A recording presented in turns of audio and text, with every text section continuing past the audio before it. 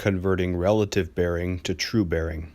This is perhaps one of the most common uses for the historical device, typically in a situation where plotting is being performed, since plotting is a top-down, God's eye view of the attack situation.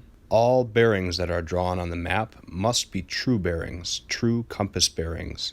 So therefore, it's necessary for the plotter to know what the true bearing is that corresponds to the relative bearing that's being observed through the optics.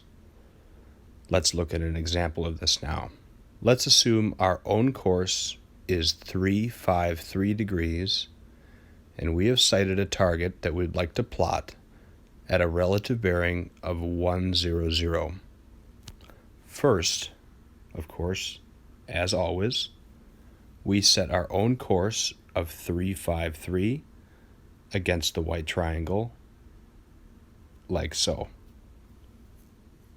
Next, using the bearing pointer, we set that to a relative bearing of 100, like so. Now, I mentioned in a previous video the small scale between the angle on bow scale and the main compass rose scale.